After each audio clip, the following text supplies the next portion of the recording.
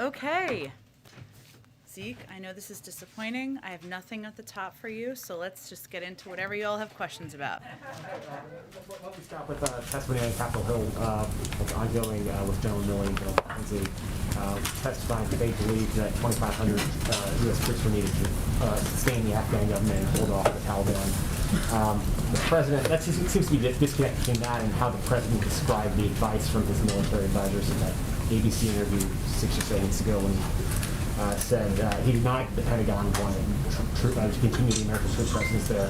So did the president mislead the American public about the advice of his military advisors? Well, let me give you a couple of specifics from the actual transcript, because I know it's been shorthanded a bit, no malintent, but the question asked by George Stephanopoulos was, but your top military advisors warned against withdrawing on this timeline. They wanted you to keep about 2,500 troops. The president said, no, they didn't. It was split. That wasn't true. That wasn't true. It was split. I think that's a pretty key part of that phrasing there. Later on, George Stephanopoulos said, so no one told your military advisors did not tell you, quote, no, we should just keep 2,500 troops. It's been a stable situation for the last several years.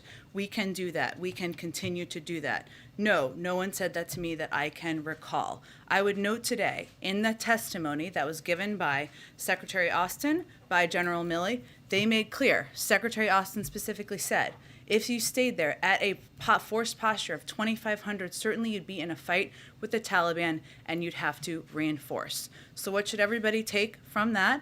There was a range of viewpoints, as was evidenced by their testimony today, that were presented to the president, that were presented to his national security team, as would be expected, as he asked for. He asked for a clear-eyed, didn't ask them not to sugarcoat it, what their recommendations were. It was also clear to him that that would not be a long-standing recommendation, that there would need to be an escalation, an increase in troop numbers. It would also mean war with the Taliban, and it would also mean the potential loss of casualties. The president was just not willing to make that decision. He didn't think it was in the interest of the American people or the interest of our troops. I'm sure some of my colleagues will have a couple of follow-ups on that. I just wanted to get to a couple of different topics. Sure. On the reconciliation negotiations, Senators Manchin and Sinema were over here. Are they still over here? Is there agreement on a top-line number? So first, Senator Sinema was here earlier today. Senator Manchin was still here as of when I came out. He may have wrapped up the meeting, but he was going into the meeting a little while ago. And Senator Sinema had a meeting with the president earlier today.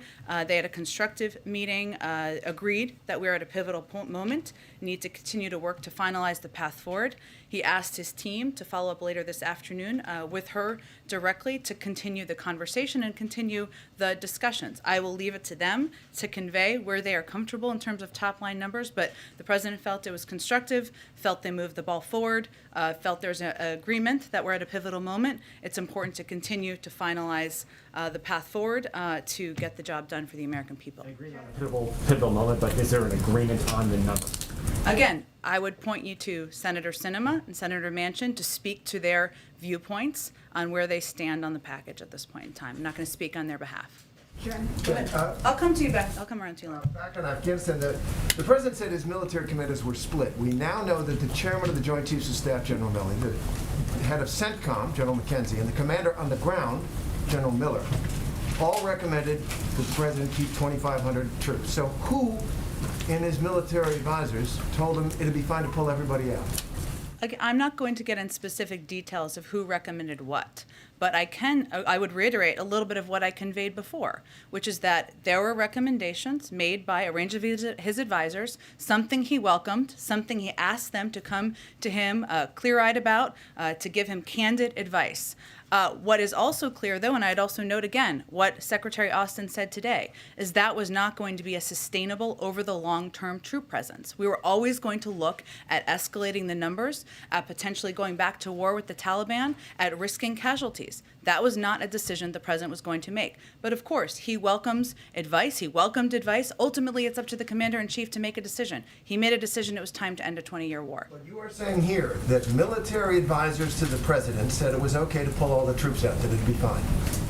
That's not what I said. What I said was they recommended, I think we should not dumb this down for anybody here. We're talking about the initial phase post May 1. We're not talking about long-term recommendations. There was no one who said 5 years from now we could have 2,500 troops and that would be sustainable. And I think that's important for people to know and to understand. It's also important to know that the risks we were talking about here were the possibility, the likelihood of increasing a troop presence, which we now know to absolutely have been the reality, given it required 6,000 troops to just protect the airport, something we now know. But the president pulled all U.S. troops out. You are saying that there were military commanders who advised him that that was a good idea to pull all American troops out, and that General Milley, General McKenzie, General Miller, they said something else. But the president's top military advisors, others we won't name, told him, sure, we can pull everyone out.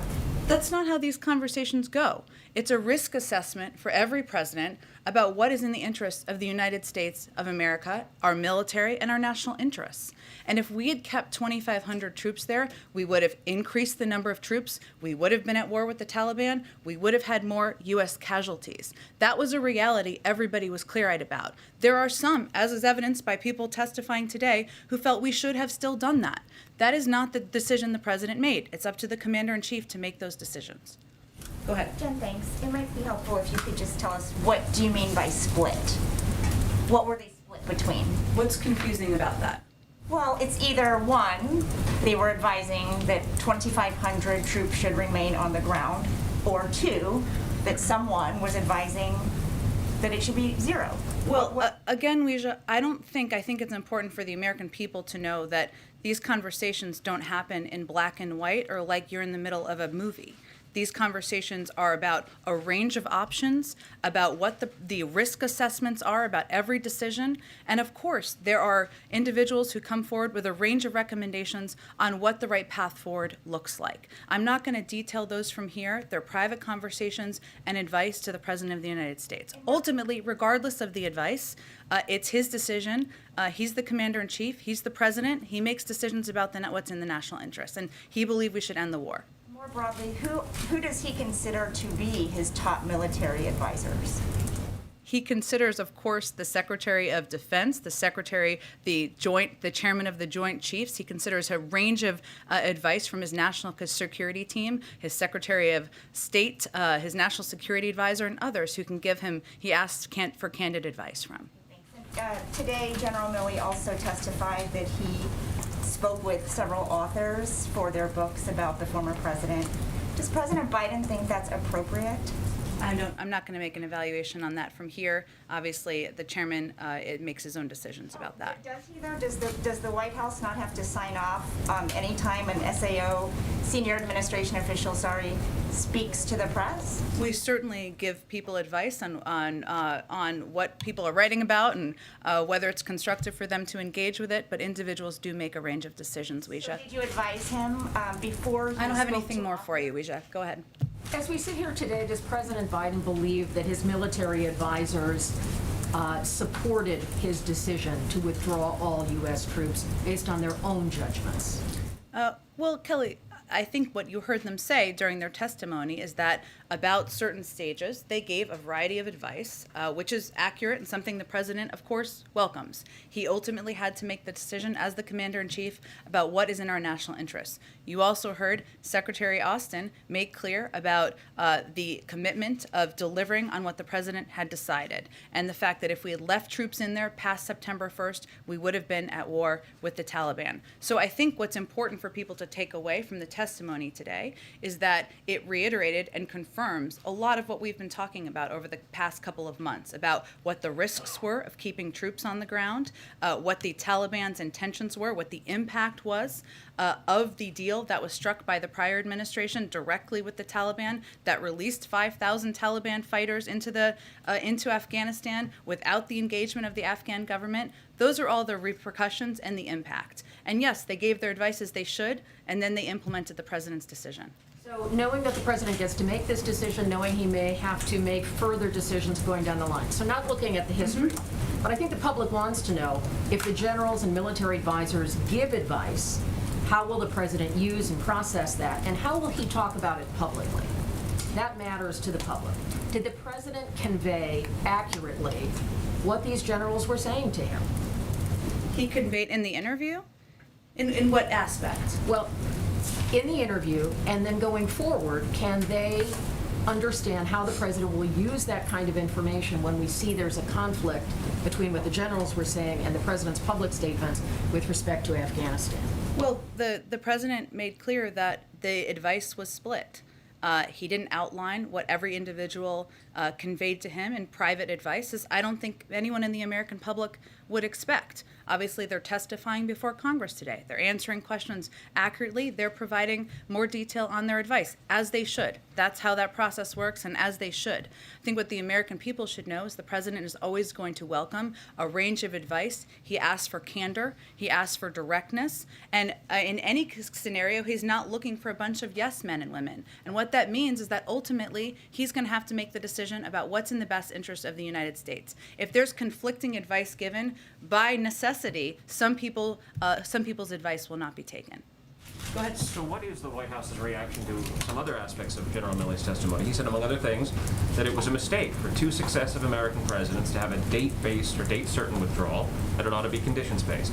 He also indicated in his testimony that the idea of the U.S. credibility would be damaged would be a word that should be looked at. What's the White House's response to those aspects of his testimony today? Well, first I would say that Secretary Austin spoke directly about our credibility in the world during the same testimony, and he said our credibility remains solid and people place great trust and confidence in America. And what we also look at is the fact that the NATO Secretary General has affirmed that our allies were consulted on the president's decisions. We communicated to the Afghans and to our allies. And since the time of the withdrawal, we worked to get 100 countries together to unite in an effort to make clear that the international community's expectations, what they are of the Taliban-led government. That shows the United States still has power, still has trust, still has close partnerships in the world, even as it relates to Afghanistan. What was the first part of your question? So General Milley specifically said that he believed it was a mistake for there to be date-certain withdrawals versus conditions-based. He said that was a lesson he learned. Does the president agree with that? Does this White House acknowledge that it was a mistake? And is there any, not to say second-guessing, but is there any thought that perhaps a mistake was made? In which piece? When did we set a deadline for withdrawal? You're talking about September 1st? The general said that the two successive American presidents made the mistake of setting dates. So this president had first September 11th, and then he adjusted to August 31st. General Milley indicated that was a mistake. Well, to be clear, we had a May 1st timeline with no plan. We had a deadline and no plan for withdrawal that we walked into when the president was inaugurated and took office. The September 1st timeline was based on the recommendations of the military on the timeline needed to operationally, effectively, and safely withdraw our troops once the president made the decision to withdraw our troops. So it's not the same thing. I do want to ask you one more question. General Milley also said that he wasn't asked about whether to keep troops on the ground until August 25th. Is that true? Say that one more time. Well, General Milley said he wasn't asked by the president whether to keep troops on the ground until August 25th. Past September 1st? Past September 1st? I suppose that was the question, but can you confirm? Well, the context of that's pretty important, isn't it? Sure. So what more context can you add? Well, I'm saying that because when you say August 25th, people would infer that to mean that he wasn't asked for his point of view on what our approach should be until then. That's not accurate. There were ongoing daily discussions in the Situation Room where the president asked for advice, for viewpoints from the military, from his national security team about how we should proceed as it related to August 31st. That's no secret. We made that clear certainly at the time. I'd also note that during the testimony, General Milley also made clear that we would have gone to the war with the Taliban had we not withdrawn before by September 1st. That was also advice he gave privately. Go ahead. Thank you, Jen. A quick question on energy prices. Oil prices have reached $80 a barrel, first time in 3 years. There is an energy crisis underway. China, UK, Europe. We understand from the White House that you are monitoring the situation. But what in the near term is the White House doing to ease pressure on the market? Are there any conversations that you are having with OPEC or you're planning to have with OPEC that you can tell us a little bit more about. And we also know that Jake Sullivan is in Saudi. He's planning to meet with MBS, although that is about Yemen. Does he plan to bring this up during that meeting? Well, we continue to speak to international partners, including OPEC, on the importance of competitive markets and setting prices and doing more to support the recovery. We're obviously monitoring, as you've already alluded to, and I would note that last month our NEC Director Brian Deist also sent a letter to FTC Chair Lena Khan asking the FTC to use all of its available tools to monitor U.S. gasoline market and address any illegal conduct that might be contributing to price increases. The FTC responded, committing to take specific actions to identify, deter, and investigate. I'd also note that Jake Sullivan also put out a statement at the time, which you referred to. The engagements he has in the Middle East and with the Saudis, that specifically the meetings with the Saudis, are really focused on Yemen. Our envoy is participating and a part of those conversations. That's really the focus. So I don't have a further readout beyond that at this point about how the conversations have gone. Obviously, our national security advisor has been deeply engaged, but that's not the focus or the purpose of his trip. And specifically in terms of sort of regulatory action from the FTC, that is obviously going to take some time, but the pressure on the market is building up right now. I mean, are there perhaps any, again, conversations on, reaching out to the emergency stockpile to ease some pressure on the market? Is there anything being done in the near term? I don't have anything in the near term to preview for you. Obviously, that's up to the FTC in terms of their timeline, but I would assure you we're not only engaged with OPEC, we're looking at every means we have to lower gas prices, but I don't have, or address the cost of oil, I should say, but I don't have anything else to preview for you. And a question quickly on Senator Warren's comment on the Fed chair. She said she will not support his reappointment. She said he's a dangerous man who's harmed the country's banking industry. Does the White House have a comment on that, and where is the president with his decision on reappointing a Fed chair? I understand the interest. I don't have anything on personnel announcements to make, and nothing further on Senator Warren's comments. Go ahead. One Milley question and a couple on the agenda. Sure. General Milley was asked if he echoed the president's term using extraordinary success for what transpired in August. And Milley said it was a logistical success but a strategic failure. I think those are two different things. Is that kind of an accurate assessment in your guys' view of what transpired in August? Well, he later made clear and clarified that he was referring to the 20-year war as a strategic failure. And of course, the president agrees we were there for far too long. We should have withdrawn sooner, and that it was a war that was long overdue to come to an end. A couple on the domestic agenda. I understand what you're saying about asking Senators Sinema and Manchin, but a lot of Democrats on the Hill want the president to press for that top line. I think that's crucial to the Thursday vote. Was that his intent today? Because that seemed to be the view on the Hill of what he was trying to do with these meetings today. Well, I can assure you that when he has conversations, they're quite candid, they're direct, and he's had a long relationship, a good relationship with Senator Sinema, as he has had with Senator Manchin, who he has been meeting with. I'm not sure if the meeting has ended yet, but I'm going to keep those private. And we're obviously at a very sensitive time right now in these discussions, a pivotal time in these discussions, and I understand the interest, but I'm going to try not to say anything that gets me fired today. I enjoy speaking with you all so much every day.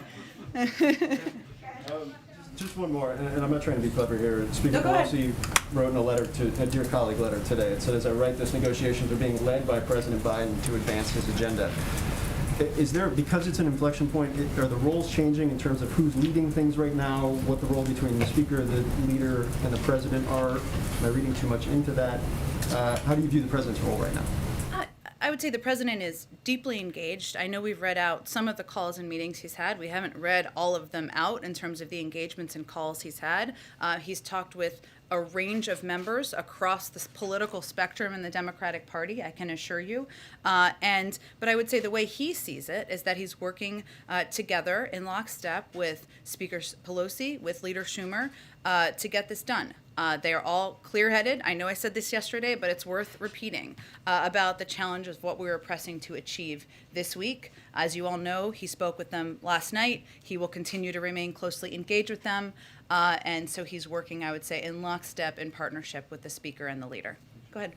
So I'm going to try one more along those Go lines. to it. And then I have another reconciliation Okay. question. Is there a sense in which the president's posture in these discussions with Manchin, Sinema, and the rest has changed over the course of the last week? In other words, is he listening?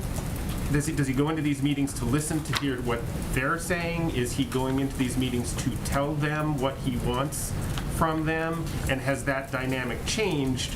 And in the sense of him being more forceful about what he wants to achieve in these negotiations and discussions because we're coming up against that deadline. So, Again. wasn't that a better way to try to That do was that? good. That was good, Mike. You led me down a rabbit hole there. Look, I think these are a discussion. These meetings. The president, as you all know, was in the Senate for 36 years. He didn't want any president to tell him what to do. He's not going to tell anyone what to do. He is going to have a discussion, have an engagement. Those can be direct. Those can be candid. Those can be straightforward. And as I noted earlier on, this is clearly a pivotal moment. This is clearly a sensitive time. And there was agreement, which is a good sign, that we need to press forward and work to get these packages across the finish line. That's a good thing. But I'm going to keep the tone and tenor and flow of who had more words in the meetings private at this point in time. Okay, one more question on the reconciliation. You guys have made a lot of the administration officials have made a lot about the idea that the cost of the program is zero, and by that I expect you mean net zero to the Treasury once you sort of take into account the money that's raised versus the money that's spent, correct? Yes, it doesn't. I know none of us are mathematicians, otherwise we wouldn't be here. But yes, of the investments that were proposed, including tax cuts and the pay-fors, including making the tax system more fair, zero. Do you guys acknowledge the sort of broader truth that it's not, that it does cost somebody, right? That the cost of the investments that the president wants to make they're not simply a free lunch, right? Whether they're going to cost people who smoke cigarettes, or they're going to cost business people, or they're going to cost companies, or they're going to cost rich people. Like, the cost of what the president wants to do over the course of the next decade and beyond falls on somebody, right? But there's a clear difference between what we're talking about as it relates to taxpayer funds, right, or funding that or lead to our debt, right, which I know a lot of Republicans are supposedly concerned about, and asking businesses. 50 of the top companies last year in 2020 paid not a dollar in taxes. A lot of high-income high-income individuals pay lower tax rates than nurses and teachers. Nobody thinks that's fair. Yes, we're asking them to pay more. Yes, so it will cost them more. Go ahead. Thank you, Jen. Just a question on the debt limit. I wanted to see if you guys are raising the possibility of using reconciliation to raise the debt limit, particularly as this October 8th deadline, or excuse me, the October 18th date is fast approaching. Yeah. So we obviously wanted to do this in a bipartisan fashion, as we've talked about quite a bit in here. It's a shared responsibility. It's been done 80 times in a bipartisan manner in the past. And now Leader Schumer wants Democrats to be able to do it alone if Republicans refuse to help. So that's really what is being pursued at this point in time. In terms of the mechanisms of that, I'd certainly point you to Leader Schumer's office. It's also our hope that if Senator McConnell isn't going to help us avoid a default and a shutdown, at least he'll get out of the way and let Democrats do it alone so we can avoid a default. And right now that question remains up in the air. Is one other option to get rid of the filibuster to do this? I mean, without a filibuster, it would be much easier for Democrats to do that. I certainly understand the question, the interest, but the president's position has not changed on that. Go ahead. Thanks, Jen. I have a question about the not raising taxes on people who make over $400,000, make under $400,000. Would a carbon tax violate that rule, or would there be some way with a rebate, something like that, to make it okay with your criteria? Well, so on the carbon tax, first let me just say that there are a lot of ideas being debated. President has asked members to submit their own proposals, including on critical issues like how to address the crisis of climate change. So I just throw that out there because there's a lot of revenue raisers and a lot of options that are out there. Obviously, the president put forward his own plan for addressing climate change that doesn't involve a corporate carbon fee. But as you can see from the corporate polluter fee embraced in the bipartisan infrastructure deal, polluter fees on corporations do not conflict with the $400,000 pledge. So in our view, that would be one way. But again, there's a range of revenue raisers and options on the table. The president didn't propose this one. They're looking at a range of options. And obviously, we're at a pivotal moment, as we've said. Go ahead, Jackie. Thanks, Jen. On reconciliation, one more. Has the president given a top-line number to members of Congress that he would accept that's less than $3.5 trillion? The president always knew it would be a compromise. That's why he's been engaging with and listening to a range of members on their points of view. Some have expressed publicly that they're not comfortable with 3.5, even though zero costs $0. But I'm not going to speak on their behalf of what they're advocating or negotiating with each other. The president's just looking to unite the party to get across the finish line. Sounds like he has given a number then. No, I wouldn't say that. I would say he is hearing from a range of members on what they're comfortable with. That's part of the discussions right now. And then President Obama said on ABC about the border. President Obama or President Biden? President Obama. Okay. On ABC said immigration is tough. This was an interview that aired on Good Morning America. Got it. Yes. Immigration is tough. It has always been because on one hand, I think we're naturally a people that wants to help others. At the same time, we're a nation state. We have borders. The idea that we can just have open borders is something that, as a practical matter, is unsustainable. Does President Biden agree with President Obama that open borders is unsustainable? We don't have open borders. So yes, he agrees. And then, did the White House have any discussions with ABC or President Obama about the content of that interview? Not that I'm aware of. Obviously, the current president, the former president are friends and they engage on a regular basis, but I'm not aware of any conversations about And it. then I wanted to ask about Secretary Mayorkas yesterday. He said that the administration is continuing to message to the diaspora community that migrants should not take the journey, but he also said in the same sentence that the now 13,000 who've been released into the U.S. Is an appropriate figure and a function of our operational capacity. How should migrants hear both of those messages at the same time and not think that they should come and expect the same treatment? Well, by the same treatment, the 13,000 or 12,000 individuals we're talking about here are put into immigration proceedings, right? When they're put into immigration proceedings, it does not mean they get to stay in the United States. There are some exceptions, as the Secretary spoke about when he was here on Friday, to Title 42, which we're still continuing to administer. That includes if you are, if individuals have immediate health concerns, if they are expressing fear, and these are considered, and they are as a part of our immigration proceedings and our immigration process. But when they go into immigration proceedings, they are given a notice to appear. Many have ankle bracelets.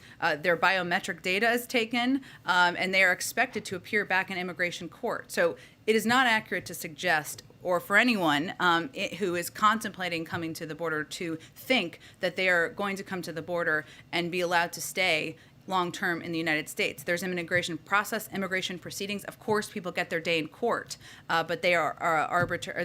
They go through that process. These cases are taking 2.5 years on average. I mean, to people living in conditions that they're trying to flee, that is long-term. Well, I would say first that we are still applying Title 42. We are still sending people away at the border.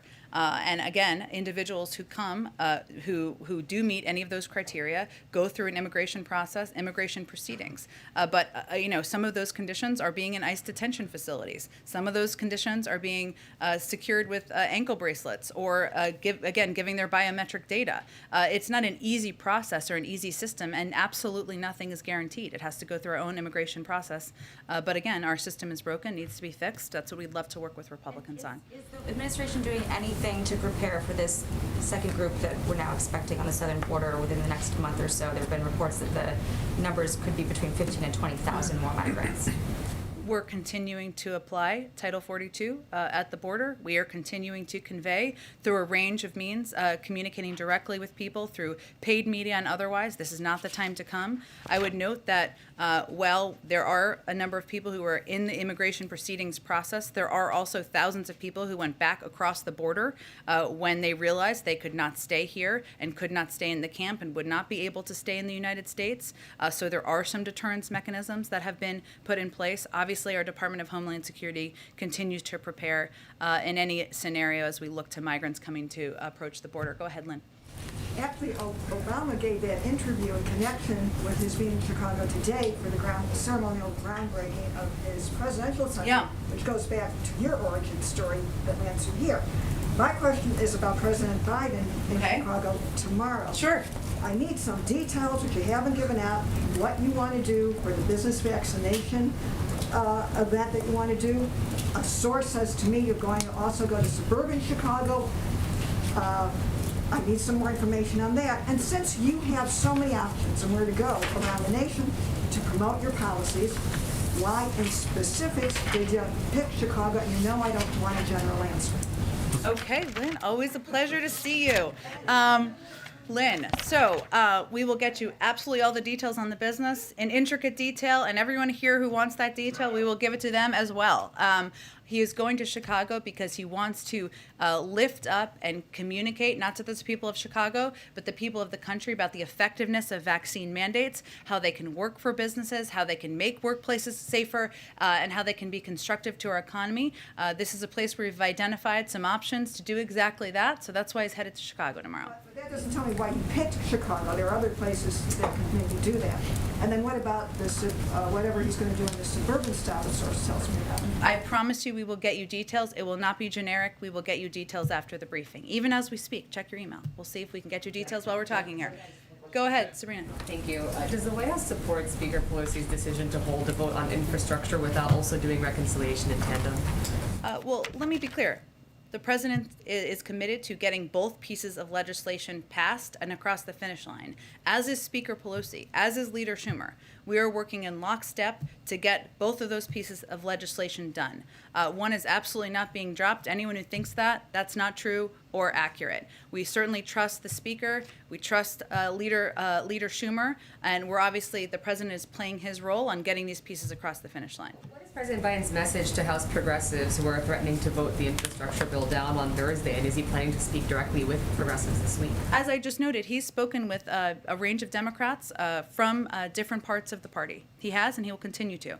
I'd also note that our team, senior members of the White House team, have had even more conversations than the president, to be expected. In September, we had over the White House senior staff, or members of the legislative team, had over 260 engagements on Build Back Better with members in their senior teams, over 50 with departments, so they could provide specific policy expertise. That's the level of detail and granularity we've been focused on over the past month or so. One question on a separate matter. The Journal published an investigation today revealing that more than 131 federal judges traded stock of companies that appeared in cases in their courtrooms. This comes after 2 Federal Reserve presidents resigned earlier this week over stockholding controversies.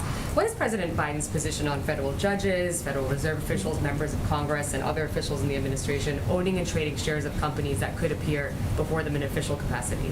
Well, obviously every scenario is different, but I will say that the president expects that everyone serving as a public servant should be held to the highest standards, ethical standards. Obviously, we respect the independence of the Federal Reserve. They've made their own announcements there. Beyond that, that certainly is his expectation.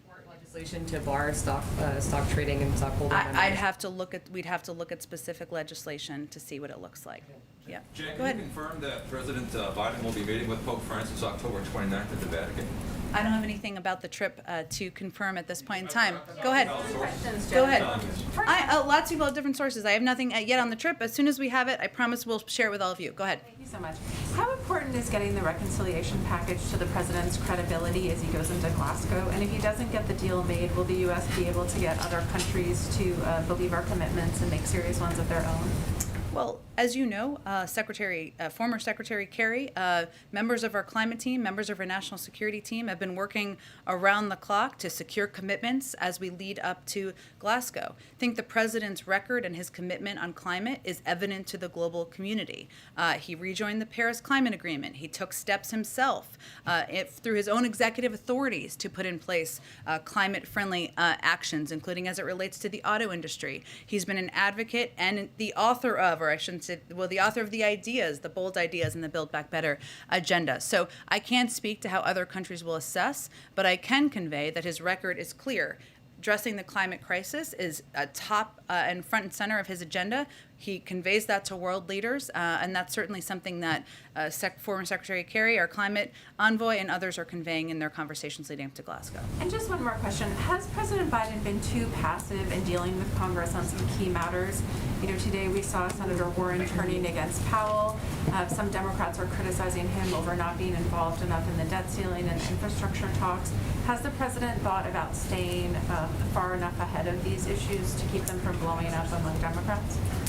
I'm not sure that's a criticism in terms of him not being engaged enough. That's actually coming from members, but you can tell me if you have members who have said that. Debbie Dingell said it yesterday. That he's not engaged in getting the Build Back Better agenda passed. Said that she wanted him to take a more aggressive stance. In what way did she say? I didn't see her comments. I don't have the transcript in front of me. Okay, look, I would say, as I just conveyed, the president, our senior members of his White House team had over 260 engagements on Build Back Better. We've done 50 briefings with different departments on policy components. The president proposed the entirety of this agenda. These are based on his bold and ambitious ideas, and he has had hosted a range of meetings here, gone across the country and communicated about his agenda. So I would say that he knows pretty well how to get legislation passed and through. Sometimes that means private conversations. Sometimes it means private meetings. Sometimes it means public speeches. And obviously the proof will be in the pudding if we get the legislation passed. Go ahead. Hi, Jen. Just two questions about immigration.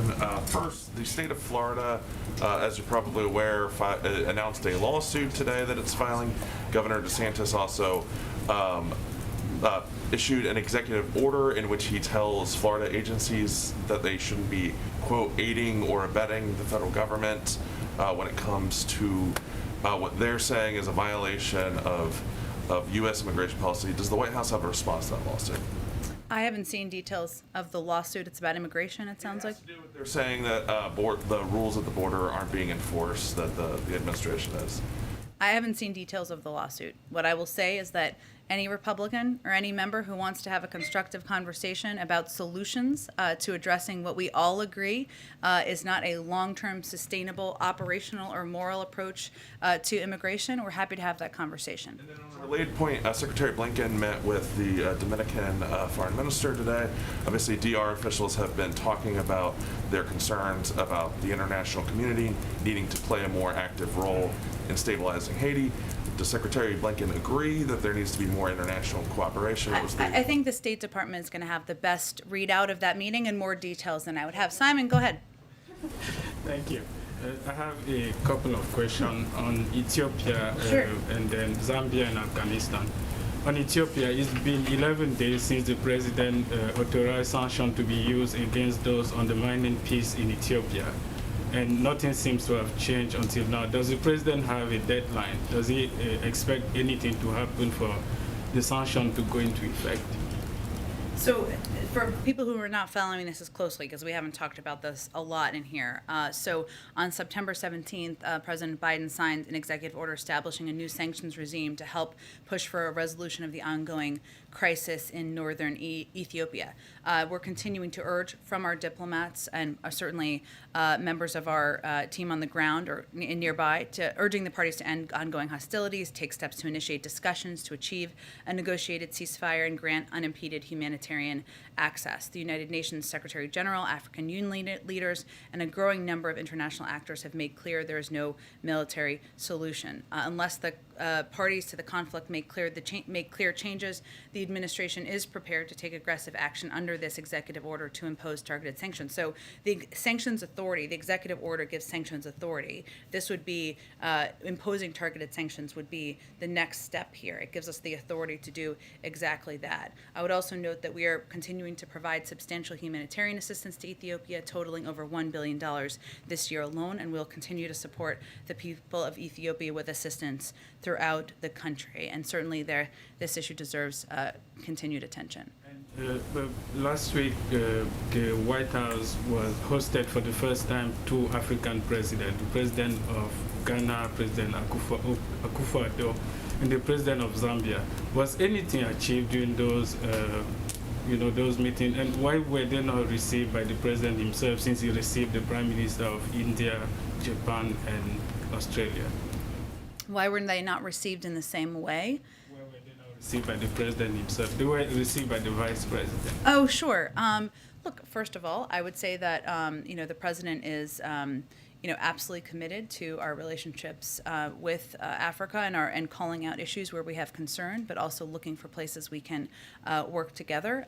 Having the Vice President of the United States have these high-level meetings shows the commitment of the Biden-Harris administration to these relationships and to having open and constructive dialogues. And hopefully the leaders who were here will take it as exactly that. I just have to jump. I'm sorry, and I just got to jump around because I got to get some more people. Karen, go ahead. According to the Labor Department, the child care industry is down more than 125,000 workers nationwide, which is more than a 10% drop since before the pandemic. When the president is having these conversations with lawmakers right now about the reconciliation bill, how much of a priority is it for him to ensure that funding for child care workers is included in that final bill? Well, clearly it was a part of his initial proposal, so that tells you that it's a priority. And certainly he recognizes the role that childcare workers, many of whom also have challenges that are preventing them from being in the workforce. Maybe it's their own childcare needs. Maybe it's elder care that they are affording and paying for. And there are a range of impacts that all of these components have on the reduction of childcare workers, I would say. Also fear of COVID and fear of not being safe in workplaces. So I'm not going to prioritize from here as the bill, as discussions are ongoing, but certainly it was a priority to the president given it was his initial proposal. And there are many advocates on Capitol Hill and in the American public for this as well. In terms of impact, as you just said, just since June, there's been more than 10,000 childcare workers who've left the industry, and many are taking jobs that have higher increasing wages. How quickly could the Build Back Better agenda have an impact? How quickly could funding potentially reverse this trend we're seeing? It's a great question, Karen. I can check with our Labor Department and see if there's more specifics on projections. I would say that this is a 10-year plan. It's meant to address challenges over the long term, certainly something that would be implemented as soon as it's passed into law. But in terms of the projections of the immediacy of the impact, I'd have to check with our economists in the Labor Department. George, go ahead. It's hard to find a good precedent for this morning's hearings. Given the importance of civilian control of the military, are you at all uncomfortable with the generals testifying so openly and candidly about their advice to the president or disagreements with the president? We aren't. We feel this is a part of democracy. The president values the candid advice of the secretary, of the Joint Chiefs, and of his military advisors, as well as members of his national security team. It doesn't mean he agrees always with every component and every element of his advice, but he welcomes the candor, he welcomes the debate, and that's the kind of president that he will continue to be. Go ahead. Yeah, I wanted to follow up actually on this question.